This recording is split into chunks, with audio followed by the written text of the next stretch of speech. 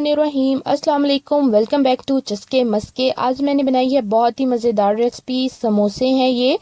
आज मैं आपको सिखाऊंगी समोसा कैसे बनाते हैं और इसकी फिलिंग कैसे करते हैं। नहायत ही खस्ता, मज़ेदार और झटपट तैयार होने वाली रेसिपी है।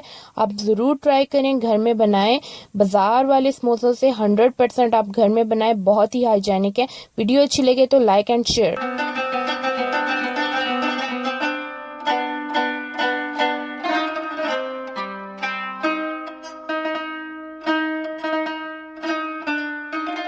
सबसे पहले मैंने लिया है 2 कप मैदा, इसको छान लेना आपने। उसके बाद मैं 1 टेबल स्पून इसमें डाल रही हूँ ज़ीरा। उसके बाद मैं इसमें डालूंगी 1/2 टेबल स्पून नमक और साथ ही मैं ऐड करूँगी 1/3 कप ऑयल का। इसके बाद आपने इन सब चीज़ों को मिक्स करना है। आपने तब तक मिक्स करना है जब तक ये सारी चीज़ें मैदे में मिक्स नहीं हो जाती। बस इतने थोड़े इंग्रेडिएंट्स हैं और इतने मज़ेदार और खस्ता बनेंगे ये मज़ेदार किस्म के समोसे। अब मैं पानी के साथ इसको गूंद रही हूँ और आपने अच्छे तरीके से गूंदना है। जितना अच्छा आप गूंदेंगे उतने ही ये खस्ता बनेंगे। और डो ज़्यादा पतली नहीं रखनी है, आपने सख्त ही डो रखनी है। उसके बाद आपने क्या करना है, इसकी बनानी है बॉल्स। उतनी बॉल्स बनानी है जितनी आपकी मुट्ठी के अंदर आएगा मिक्सचर। तो आपने इस तरह से बॉल बनानी है। तो काफ़ी सारे समोसे बन जाएंगे, तकरीबन 16 से 17 तो बन जाएंगे ये इजीली 2 कप मैदे के। तो इस तरह से आप पेड़े बना लें ताकि आपको अंदाज़ा हो जाए कि किस साइज़ के बनाने हैं। सारे साइज़ एक ही होंगे, उतना ही आपने लेना है जितना आपके हाथ में आएगा आटा। तो ये मैंने तैयार कर लिए हैं सारी बॉल्स को और अब मैं इनके बनाने लगी हूँ। जैसे हम रोटी के लिए पेड़े बनाते हैं उस तरह से मैं तैयार कर रही हूँ। वीडियो आपने देखनी है एंड तक क्योंकि ये बहुत ही मज़ेदार बनने वाले हैं, ताकि कुछ भी आपसे मिसिंग ना हो। कुछ भी मिसिंग हो गया तो फिर कुछ भी ख़राब हो सकता है। तो मैं नहीं चाहती कि आप लोगों के समोसे ख़राब हों, इसलिए आपने वीडियो को एंड तक देखना है। अगर अच्छी लगे आपकी वीडियो तो आपने अपने फ्रेंड्स के साथ शेयर भी करना है। अब क्या करने लगी हूँ, मैंने अपने कटर बोर्ड के ऊपर मैदा डस्ट कर दिया है और अब मैं पेड़ा लेके और इसको इस तरह से मैं बना रही हूँ रोटी की तरह। अच्छे तरीके से आपने इसको गूंदना है। जैसे आप गूंद देंगे जितना अच्छा उतना ही ये खस्ता समोसा बनेगा। उसके बाद मैंने बेलन की मदद से इसको रोटी तैयार करनी है। रोटी जो है आपने पतली बनानी है, ज़्यादा मोटी नहीं बनानी। तो इस तरह से आप लोग इसको बेलें और एक रोटी नुमा चीज़ सर्कल तैयार होगा।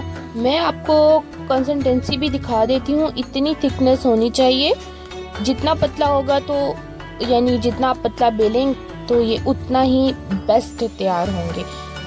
आपने याद रखना है कि आटे में ज़्यादा पानी ऐड नहीं करना, क्योंकि ये जब आप रखेंगे ना थोड़ी देर सेट होने के लिए तो वो मैदा सारा पतला हो जाएगा और इस तरह से ख़राब भी हो सकता है। ये अब मैंने काट दी, आप देख सकते हैं काफ़ी सारी लेयर्स तैयार हो चुकी हैं। अब मैं आपको बताती हूँ कि आप लोगों ने किस तरह से इसको फिल करना है। सबसे पहले ये मैंने 2 चम्मच मैदा और उसमें थोड़ा सा पानी डाल के ये एक लेवी सी तैयार कर ली है। मैदे का मिक्सचर बना लिया है लिक्विड। इसकी मदद से मैं जोड़ूंगी ये सारे। ये आपने थोड़ा सा कोने पे लगाना है इस तरह से, फिर आपने एक साइड लेके दूसरी साइड पे मोड़ देनी है, जिस तरह से मैं आपको बता रही हूँ। उसके बाद ये कोन टाइप तैयार होगा।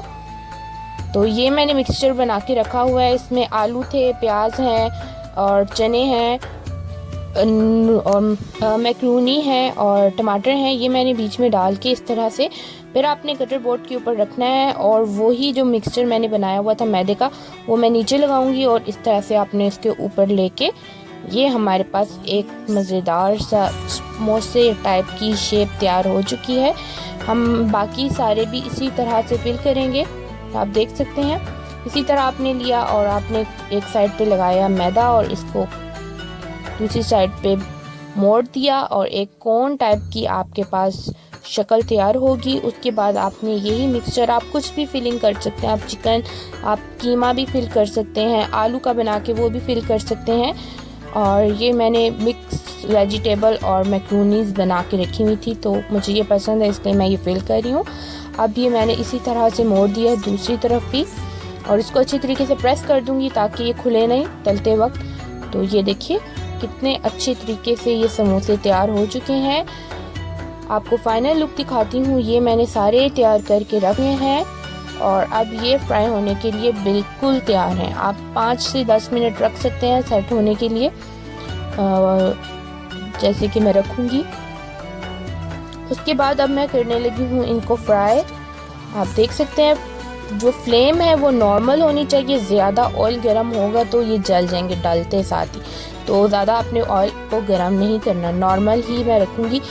और ये देखिए फ्राई हो रहे हैं, साथ साथ मैं इनको पलट रही हूँ। इनका टेक्सचर आप देख सकते हैं, कितने ये मज़ेदार किस्म की खुशबू आ रही है इसमें से।